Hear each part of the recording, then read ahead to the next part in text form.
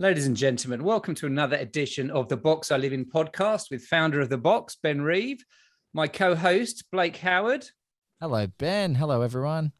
And today's special guest, and I'll explain why I'm equally as excited, but I've just keeps getting better and better, Mr. Navroze Kotwal. How are you, Nav?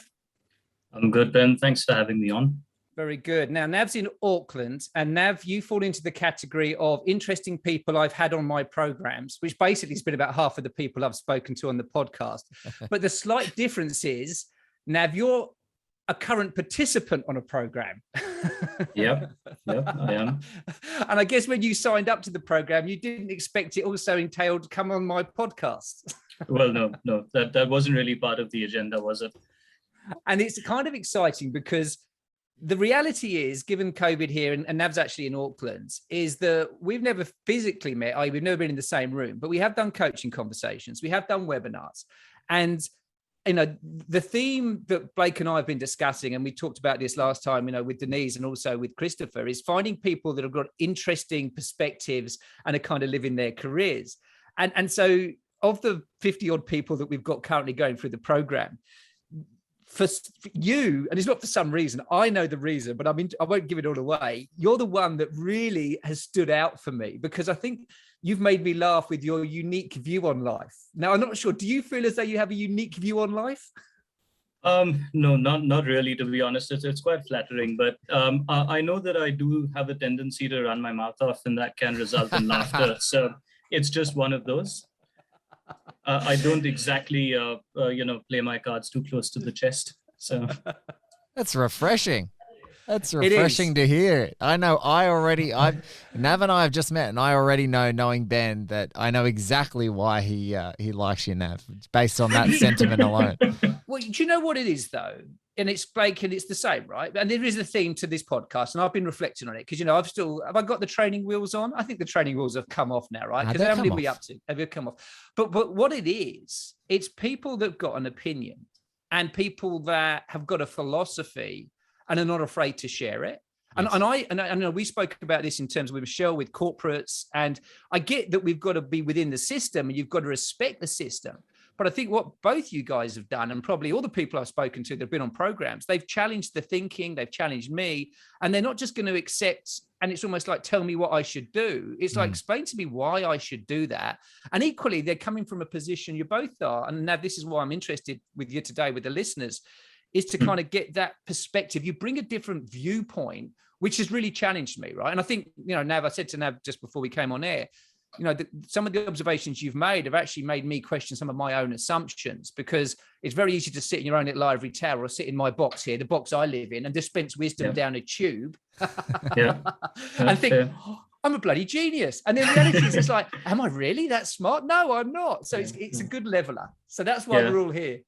Nice. Yeah, well, a desk is a dangerous place to view the world from. So it does happen sometimes.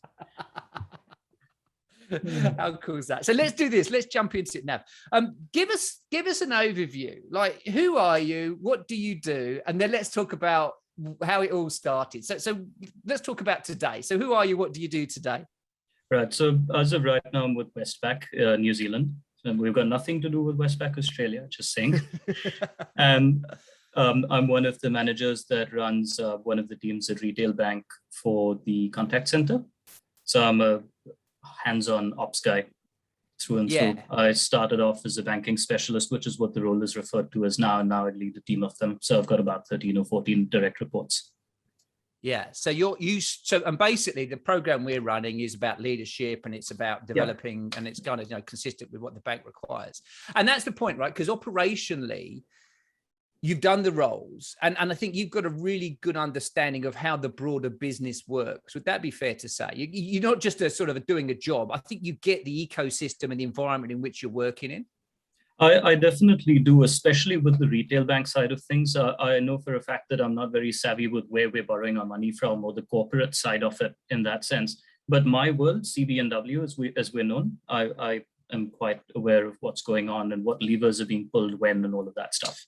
Cool. Now, and this is my spider senses, see, because I meet a lot of people in jobs today, but that perspective that you have is kind of like this expanded view. And this is why then I want to go back, and I want to go back to the start of your career.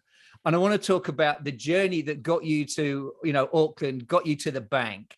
And can you just how did it all start? Like, I know what was your first job? Because I love this. Go on. Right.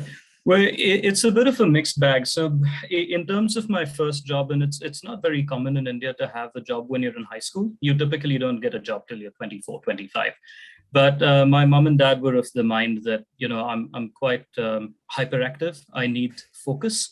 So believe it or not, I started doing a part-time thing for my parents' CA. And I used to sit and fill out deathly boring forms and stuff for people that needed to make investments in that. That was really my first job, but it wasn't really much. Career-wise, what actually started out pretty rough, because my initial aspiration was to be in the Indian Army, not a word of a lie. And I prepped for about 2 years. It's extremely competitive, very, very hard to get into a talent pool of about 300,000 people with 70 slots to share, to get into. Wow. And I made it all the way down to the wire, and then it kind of bombed out. And that's where everything just, like, my world imploded. I don't know what was going on. I'm like, wait, I have never suffered failure. Like, what nonsense is this? I wasn't willing to accept it, right? And at that point, it was all about being gung-ho and, full of machismo. And I'm a man, I need to do a man's job. I'm not going to be behind the desk. No one's going to get, soft hands for soft people and all that shit. And so what ends up happening is I decided to follow in the footsteps of one of my granduncles, who was a tea planter. And I got into the plantations in India and turned into a bit of an agribusiness man and worked on coffee plantations, where I held down a manager position there and looked after about 600 hectares of Arabica, which is lovely coffee.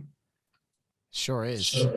Yeah, and so that happened, and it was a really, really, it was a serial shift. I mean, I'm no city slicker at the end of the day, but at the same time, I certainly wasn't, born in a village either.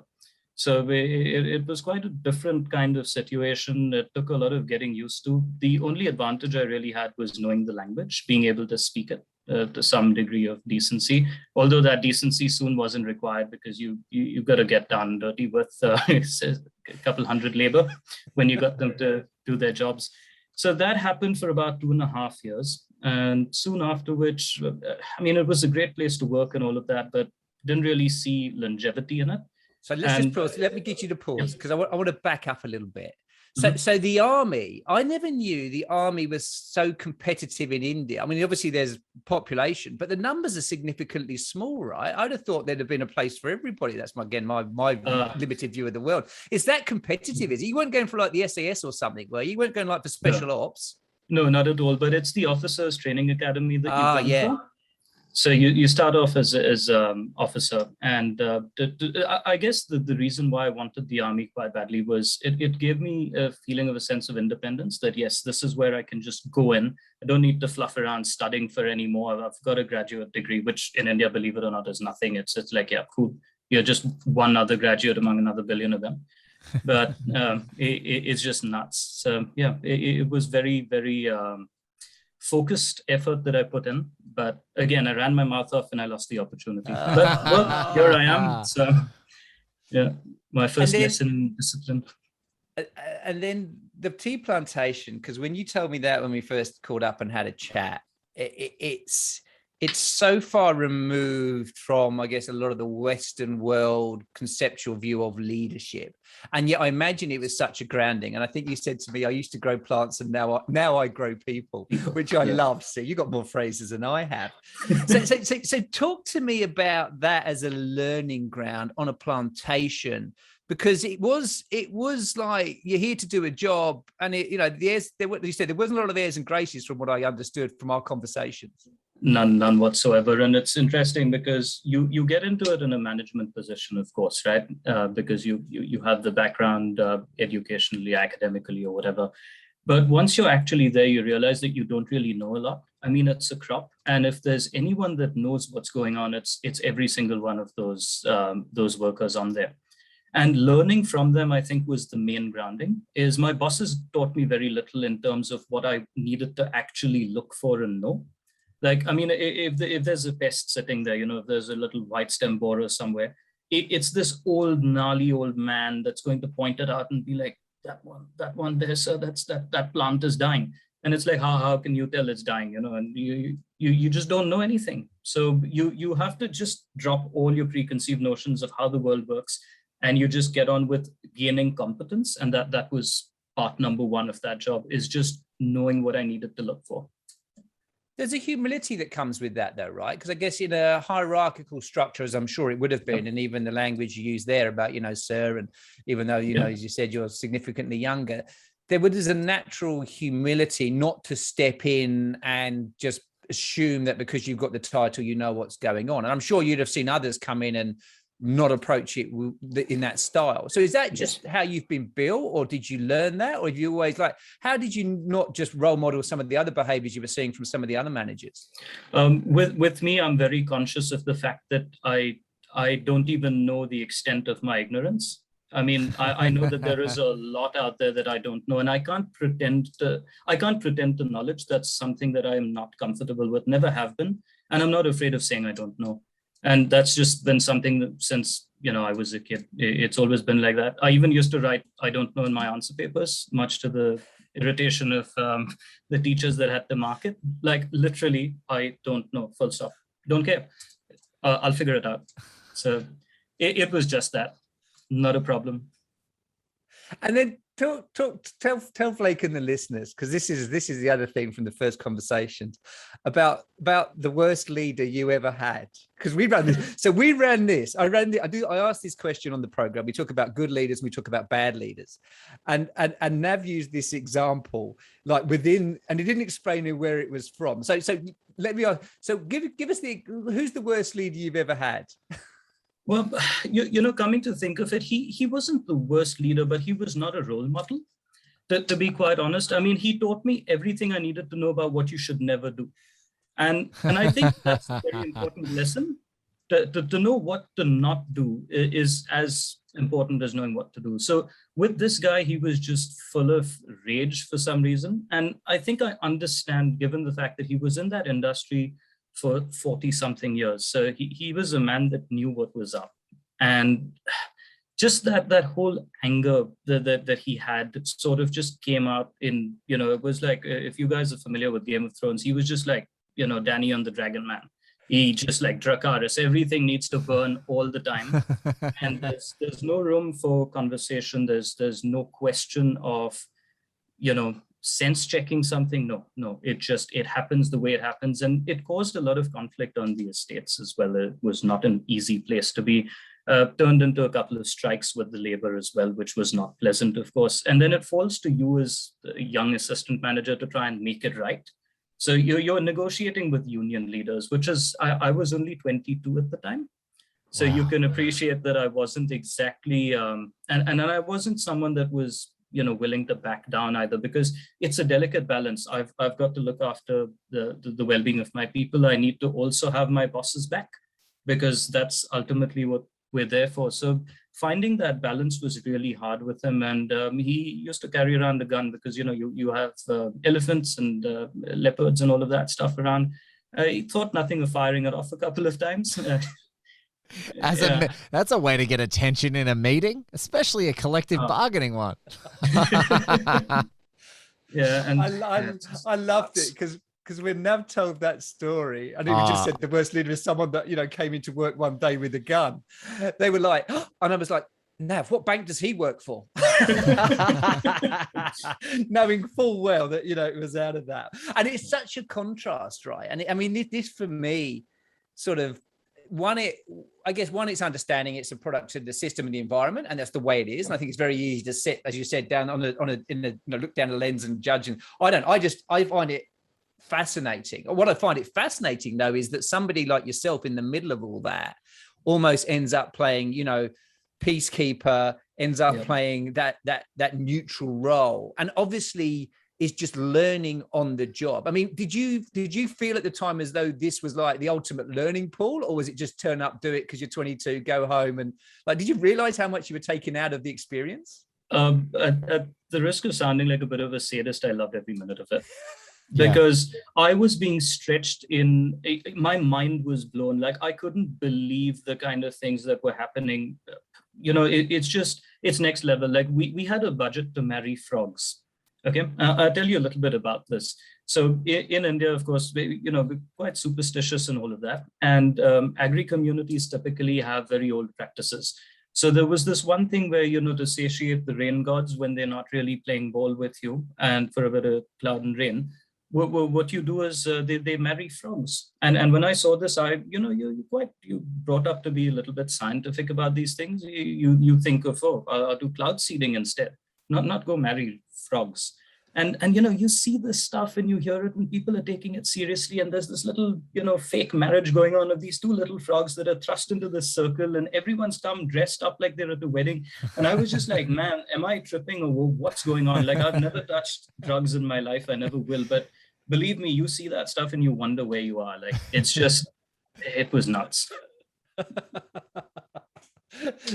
And you just go with it, huh? But again, it comes back to then understanding, and this comes back to, you said that ignorance, that quote, I don't know what I don't know, and that preparedness to sort of just suspend that judgment. I mean, I think there's one thing I want to tag on, Ben, just before we go any further, is that it is awesome to hear how Nav, despite obviously being in like the vice-like press of that situation at 22, it's insane, but it's a perfect mixture of leadership and career sadism, which I'm glad that he used that word, because that's what it is. And the other thing of surrendering to the things that you don't know, and that candor, that honesty of I don't know the answer, I think it actually helps protect you, Nav, in some ways, because the people who are with you in those really hostile, potentially conflict-addled negotiations, and they see this young person across from them, they can find a lot of comfort in the fact that you say, look, I don't know the answer to this. And then on certain occasions where you're like, no, that's not right, they're getting both sides. They're getting some strength on the ththings that you're sure about, and they're getting this real,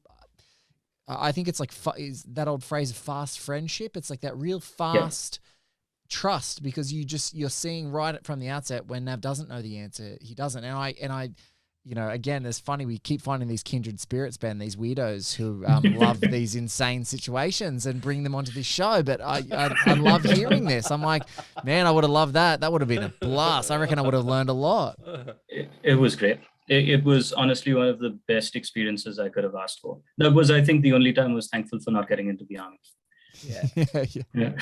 It's interesting though, because there is a difference, and I think this is what is interesting in talking to the kindred spirits, is there's an openness, and it's not binary, i.e. that point of, I know what I know and I'm confident about that and I will work towards that. And if you want to challenge me, that's fine. You can challenge me, but I've got an opinion and I'm going to deliver. But where people don't know, there is that, and it's not a vulnerability. Maybe it's just an acceptance that I don't know everything, but a comfort in who we are to actually say that, which I think is it's almost contrary to a lot of the stereotypes that we should know everything. And particularly when you talk to new leaders coming through, and I do a lot of that training, is I think there is this kind of belief that I need to have all the answers. And I'm always like, well, actually, no, you've got to know the boundaries, as we've been saying. And then you just ask lots of questions to try and help solve problems or coach the process. But I think that takes that, some people they've got that as a natural skill, and others, they've got to kind of get their head around that. And it's an interesting one. Did you stand out as being slightly different from the norm then in these sorts of organizations? Like, was your approach understood? Like, did you get berated for not being, not having big enough kahunas and actually just firing the gun? Or did people just accept you to get outcomes in a different way? They accepted the fact that I was quite different in my style of just my approach in general. And I had my moments where I could be a bit of a terror as well. So no one was really riding roughshod over me in terms of, I guess the only sort of vulnerability I showed was around the knowledge front, not so much as, a person in that sense. So I was like, hey, I'm here to learn just as much as you're here to do this job that you've been doing for the last 30 years. So help me learn or teach me. And if you don't want to do either, then I'll figure it out some other way anyway. So it was accepted. It took a little bit of time, as most things do really. But for the most part, it went quite well. And it was not a problem at all. It was quite good. Excellent. So let's go forward in time then. So I'm sure there might be other things you've done, but I want to know the New Zealand story, because I want to get on to sort of where you are in New Zealand, and then also sort of talk about these insights around the different sort of how you do the same in what is a different culture. So what's the story? What brought you to New Zealand? How did you end up over in Auckland now? But originally, I think you were somewhere else, weren't you? That's right. So what I did was with the plantation thing not really going anywhere, I said take some time to upskill, do a postgrad. It was never too much of a bookish type in terms of academia. Love books, but not academia. I said, but we need to try and give something different a chance. Going west in that sense was never really on my radar, as you can imagine. But it was just a blend of factors. I think my mom and dad, my dad studied in Singapore. Mom studied in India, but our family's all pretty scattered all over, mostly in America. And they were like, why don't you get out? Why don't you go have a look at what the world has to offer? You've been on a couple of holidays, but now maybe it's time to actually go be a person somewhere else. So I said, okay, cool. Let's figure it out. Where do I go? Well, the furthest place from home, which is not an easy flight to catch. So New Zealand, it was just as far away as I could get. Didn't know a soul when I got here. We just knew one family, and that was about it. So I just wanted a place where I could come and just be who I am, without the burden of, so you're this one's son, or you're that one's son or grandson or whatever. India's like that. So it was refreshing to just be nobody, like just being a Mr. Nobody somewhere. It's a great feeling. So and you came over to study? I came over to study on a student visa. So I did a postgrad diploma in management in Rotorua, which is quite well known for its smelly sulfur springs and all of that. And my now wife, then partner, came over from India, did her little master's in architecture, whatever, here in Auckland, and then I moved here. And that's where sort of, getting into an office and getting behind the desks started happening for me. And I'm always interested, and it's not that you weren't worldly wise or you'd been around, but like you said, it is a different culture. I mean, did you have to adjust? I imagine you kind of, people, right? So you can understand it. But what was it like? I mean, are there similarities in culture? Is it different? I mean, it's a long way, but I see the same with, the UK and Australia and New Zealand. There's always similarities, but there's also differences. So what did you find when you first got here and since? I think the first thing that really stood out was the fact that everyone just leaves you alone when you want to be left alone. Like no one's sort of coming after you. Is everything okay? Who are you? What are you? What's your name? I've never seen you on the street before. Like none of that stuff. It's really placid. It's really nice. I personally thrive in those kind of environments. And I guess the other big thing was people they just get on with life. Everything just moves at pace. And you determine that pace for yourself. It's not a collective that decides what you should be doing or when you should be doing it. And this lack of keeping up appearances is something that I absolutely adore about New Zealand. Nobody gives a rat's. It's brilliant. Like you show up at a fancy restaurant in a pair of shorts and a t-shirt, and it's absolutely fine. You don't need to be togged up to go anywhere. And it's just so refreshing from, what is otherwise a very different culture. I hadn't thought of that. It's the same when I came to Australia, really. It's quite egalitarian in a sense because it's exactly that, the class system, well, it's always an elite, but it's not as prevalent. And it is about, let's get on with it and let's enjoy ourselves and let's work hard, but let's equally make the most of it. So it's funny, because again, it comes back to sort of appreciating what you've got, because as you become part of it, you kind of lose sight of that. It's only when you go back or see other cultures or you think about it kind of, you realize how good you've got it, right? Definitely. And it's just such a nice, it's such a nice juxtaposition to the rest of the world. When you think about it, it's this little place, it's 4 or 5 million people, and everyone is just chilled out. Like, there's they do their things, and the focus on the outdoors is really something that I appreciate. You're encouraged to get out. You're encouraged to just go stand under the sky and just appreciate what you've got at that minute. And that sort of philosophy kind of runs through. I mean, not so much in Auckland because it's, cities will ruin anyone's head. But the rest of the country is doing really well with that. And that lifestyle is something that just really appealed at that point. And then it's talked about finding the desk job. I mean, it it wasn't your aspiration, right? It wasn't your aspiration to be a banker and to sit and run a team of bankers, because clearly you've just explained that. But so how did you find yourself in this job? And I guess we've got to be sensitive, because if it's like, yeah, but I don't really know. And I know you enjoy it, and I know you do enjoy it. So what does this role give you? What's the challenge in it for you? The challenge in it for me is the fact that I'm around a whole different set of people, and just trying to get them to really thrive in the environments that they find themselves. It's something I've had to do, right? For better or worse, wherever I've been, I'm sort of like a weed. You put me anywhere and I'll grow. Until you actually just go and whack me out, I'm there. I'm going to grow. I'm going to thrive. And it's not in a negative context. It's just that I'm happy wherever I am. It's the ability to make the most of what you've got. And believe me, it's such a privilege to be able to work in a 200-year-old bank. I mean, why should I even be employed there? If you think about it, with my background and things like that, what place does it have for me? But it's obviously, it's given me a place, and I've been able to really contribute to it. So, just fostering that sense of, hey, we're here. We're all here for different reasons. Some of us are here by default. Some of us are here through, active decision making and all of that stuff. But once you're here, what are you going to do about it? How are you going to make it the absolute best place that it can be for you at that time? And that's where I get my kick from.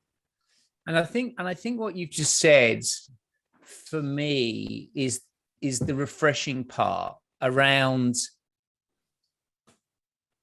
I think there's a lot of people that are in actually really great environments, but we take it for granted. And for whatever reason, it's like we get comfortable. And I think, the conversation we had most recently was the one where we were talking about, do individuals, are they attracted to the brands? If you look at employee engagement, then the drivers, as I see them, look at all those employee surveys. It's like, what's important to the individual, their value sets. It's, am I in a job that, motivates me? Do I work for a leader that I trust? And do I work for a brand or a company or a culture that I'm proud to work for?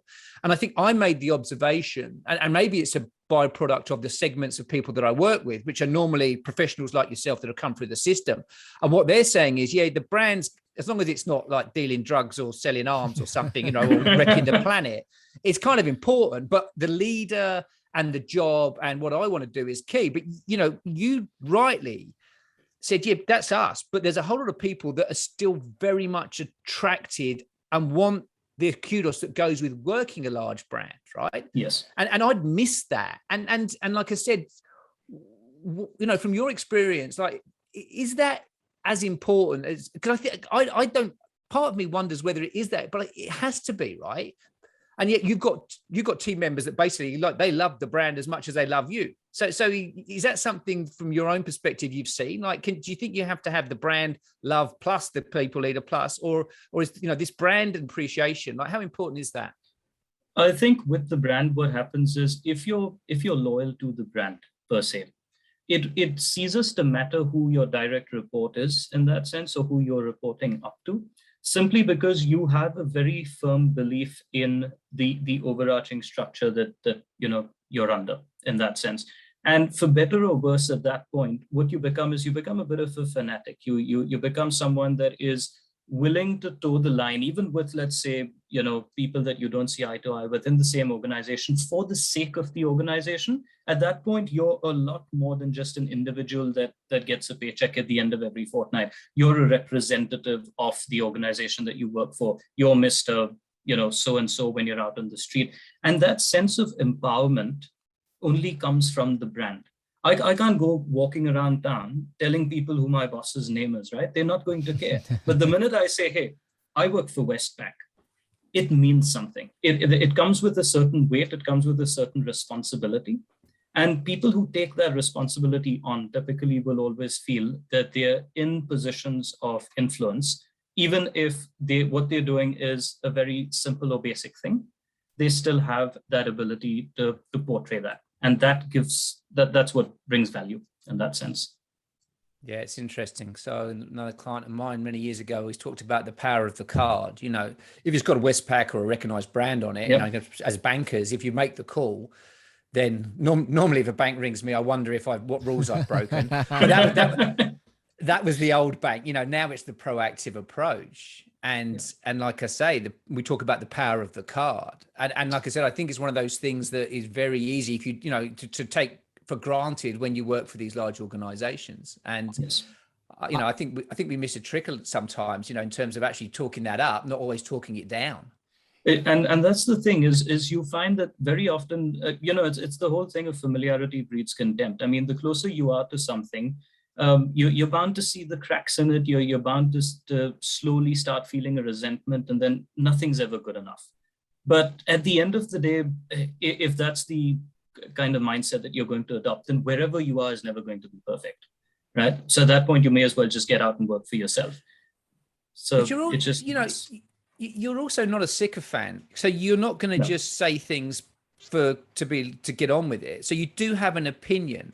So for you, Fully. this is an interesting juxtaposition, because there's others that will say they love it because it's politically correct to do. But as you said, you've got a big mouth and you're going to challenge. So for you, it's that conscious decision that if I'm going to work here, whatever that is, be the brand or not, it's kind of like there's more to it than just the paycheck. Definitely. And it's for the brand. So in this case, think about it. I represent a company that's been around for what, 200 years?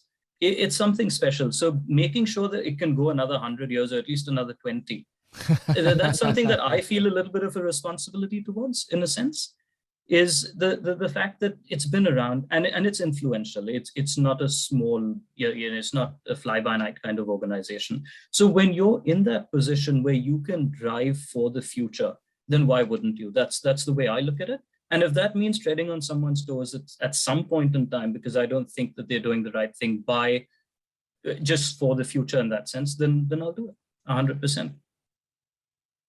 It's interesting, isn't it? Sorry, Blake, go on. I was just going to say to Nav, it's really interesting because the one thing I want to tag on that, it's because, you know, being invested in the brand for someone like Nav is phenomenal. But because, you know, whatever company that you're working for, you're going to have a benefit of having someone who genuinely believes in what the outlook of the company is. I think there's a lot of people who devalue that. And I think it's important that you've got to have your values aligned just broadly, even aspirational values.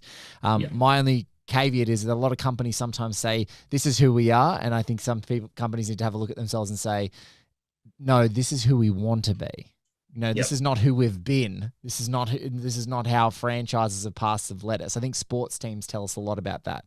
To sacrificing a captain and a coach when sometimes the franchise isn't going where it needs to be. But I think what Nav said that really resonates with me, Ben, and I think it should hopefully is resonating with the listeners, is like literally squeezing the life out of the opportunities that you are afforded, right? Like really, you know, whatever that opportunity is. And I remember, you know, my favorite team probably ever I worked with as a leader is this team littered with working mums who had different demands outside of work with kids and uni students.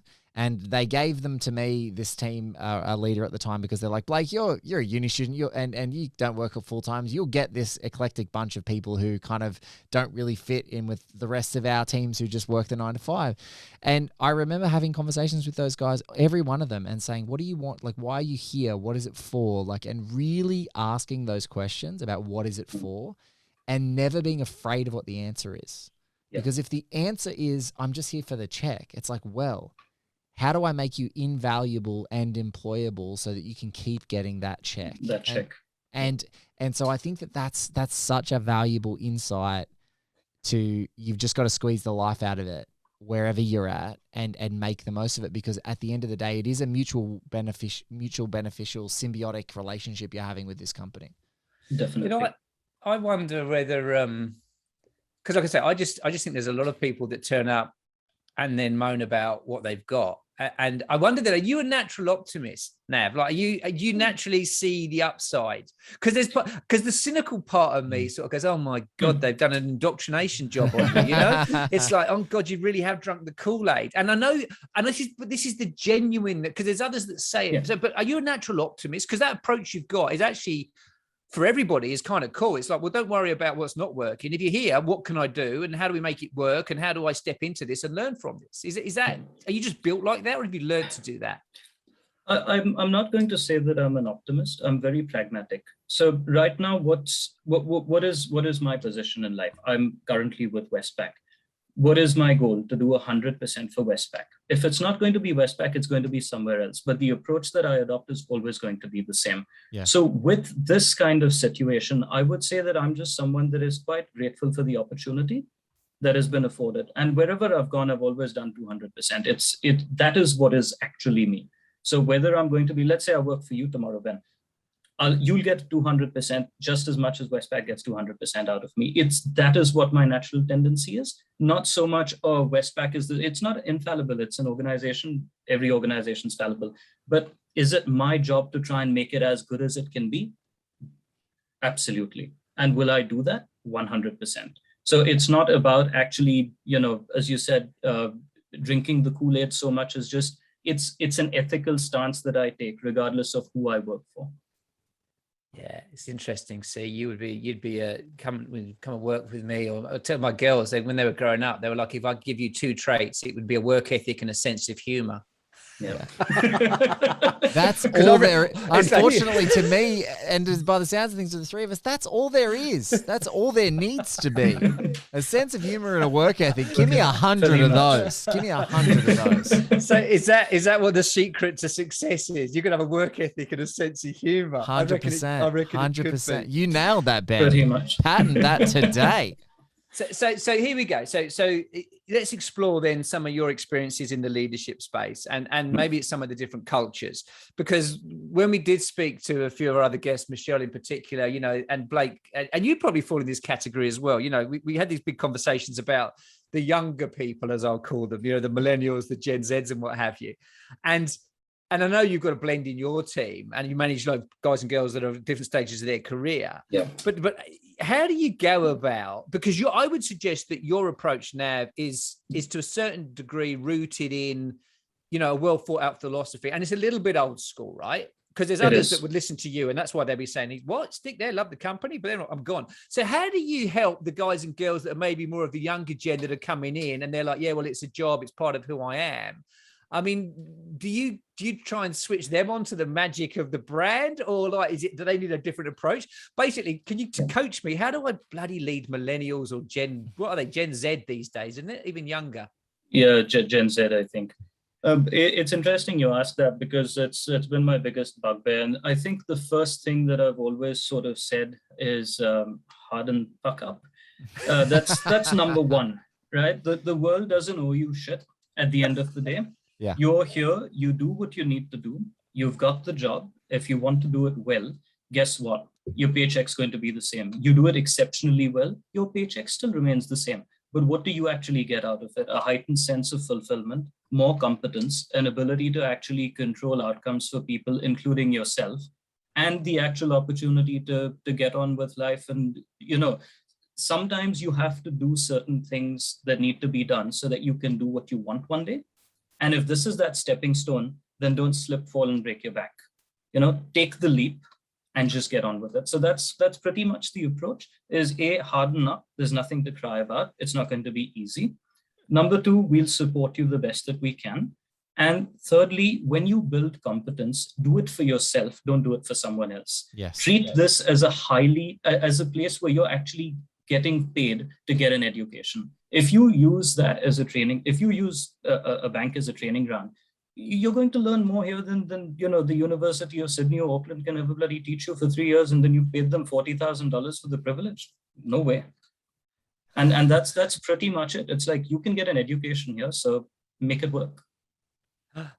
I think I should come and work for you.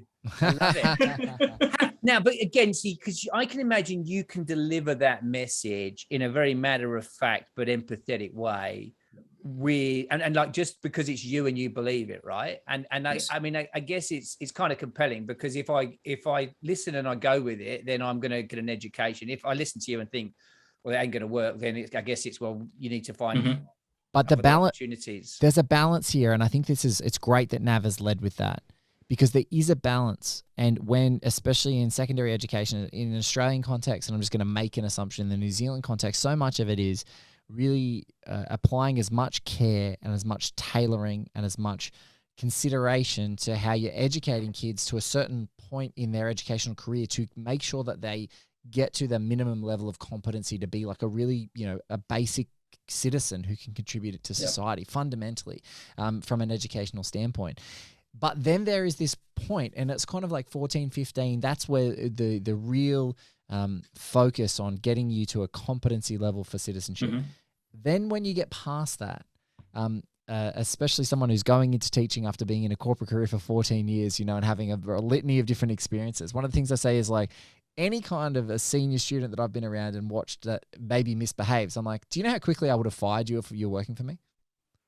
Yeah. Like there is something that, and teachers are getting better at doing it and bridging that gap of like, hey, the behavior that you think is all good and all this tailoring and all this additional support, when you get out, just so you know, this is the environment that we're in. We're trying to see you thrive. But exactly as Nav said, the world, once you leave these doors, owes you literally nothing. Nothing. And it's actually being able to manage their expectations of that's what the workforce is. And you learn very quickly. Once you're actually in the workforce, what it is. I think definitely what it comes back to is what we spoke about, you know, what are we hard on? And I think your outline there about, you know, basically you're here to do a job, and if you don't like it, well, tough, we're going to do it, but we can support you, and this is a learning opportunity. You know, you're hard on those boundaries. I think this is the same with the kids, right? I see this with little kids, with big kids. It's like, let's define the parameter. I mean, this is where the box came from, right? The box is about understanding the reality of what's going on in the environments we choose to work in. And there is an assumptions there that we have a choice. And I think for most of us in the Western world working for these organizations, it is a choice. But if the clearer you are around those parameters, and then you start to tap into those individuals' motivations and understanding, as we've spoken about, then you create that space where people can either deliver, but also feel empowered for the future. The challenge is finding people that can articulate it as eloquently as you do, Nav, because you know, it's interesting for our listeners to actually just go back maybe and replay, and I won't be able to recount it specifically, but that millennial question, as you said, that Gen Z is, there's a very well thought philosophy with that, which for me is incredibly appealing. And like I said, it's harsh, but it's real, but it's also incredibly fair. And like I say, if that comes back to what you were saying right throughout the whole piece about, you know, your ability to, you know, talk, have an opinion, you know, sometimes they have a big mouth. It's kind of, that's cool, because if that's what you're spouting, I'm like, I'll have some of that. And again, it comes from a genuine space, because at the end of the day, no one's here to try and clip someone else's wings. I mean, you know, I've not got time for that kind of stuff. If anything, do a good job, and then on your way, like just use me for what I'm worth, use this job for what it's worth, and go where you want to be. Yes. I mean, that's what you owe yourself. You owe yourself success. Let me make it happen for you. And if you think you don't owe yourself success, let me try and change that outlook. And you know what? If none of this is working, well, that's all good, man, because I'm on a clock, you're on a clock. One of us will be gone soon, so life goes on. I think, Nav, one thing, and I don't know if we've brought it up yet here, but there's a concept in boxing, like when in boxing training, called road work. And road work is the nickname of thanklessly waking up, usually at the dark, for a fighter and doing, I don't know, 8 to 10 Ks of running in the morning before any other human being wakes up. And that is just the, shall we say, cherry on the top of any other training that they're going to do that day, whether it's, you know, strength and conditioning training or sparring or any of the other things that they do. But they talk about this thankless thing of road work, and I really genuinely feel that it's something that's not emphasized as much, because some jobs are like road work, but they're career road work. And I love what Nav's been saying here is like just building the foundations of like work ethic, coming in, doing the job, squeezing the life out of it for whatever that is, utilizing me for the knowledge that you need and the IP you're going to gain, and then springboard, like go wherever you need to go. And if it's in the company, it's in the company. If it's not, it's not. And I think that's a very, I think I get and I wholeheartly agree, Ben, on that appealing outlook. Like, isn't it nice? Like, let's work together. Let's kick ass.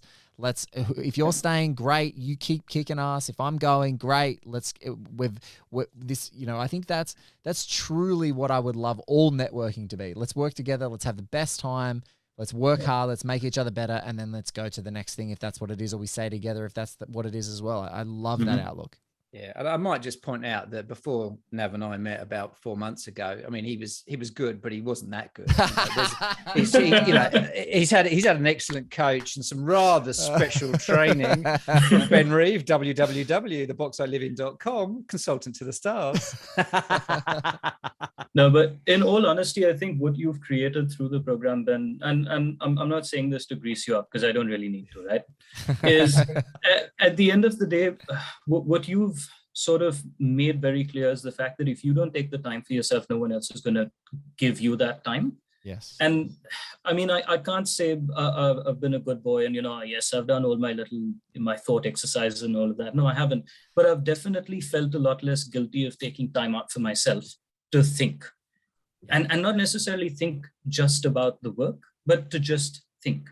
And that's something that's quite invaluable. And that would have come from the program, because otherwise I'm one of those A types. I'll just keep running and running and running till I just drop. And then once I get up, I'll be like, oh, yeah, no, that's fine. That's all good. Dust it off. And then again. So it's just, just that sustainable sort of outlook was, it's something that's come from the program, to be fair. Excellent. Well, and it's fun because, like I said, the joy I get in my job is I get to learn from different people that I meet. And it's a rich melting pot of different people, different perspectives. I think your journey and where you've been and where you've got to and your outlook on life, like I say, is refreshing. And I think the clarity with which you deliver it is what got me. And I like the fact you've got the philosophies, but there's also this humility and this appreciation that, what was your phrase around ignorance again? I know I'm sensible enough to know what I don't know or something. No, I paraphrased it. I don't even know how much I don't know. I don't even know how much I don't know. Yeah. I was going to say the magic of editing, Ben. It will come back in and be replayed, and there'll be an instant replay right here in the show. That's one edit that will happen. Well, we can do that, or we can go that. I mean, I think for me that's the key. I talk about when all is said and done, more is said than done. But I think equally, it's about the actions and the thoughts concurrently, but also the humility to appreciate the fact that we're just, I guess, all learning through the journey. So I want to thank you both for your time. As ever, time runs on, but what a fabulous conversation. Nav, when I'm in Auckland at some stage, when it all opens, I owe you lunch and we will go and do that. I want to thank you. Blake, always good to see you. Ladies and gentlemen, if you're interested in some of the thoughts we've spoken about, check out www.theboxilivin.com. Leave any feedback. Let us know how we're going. Thank you very much. Cheers. Check it out.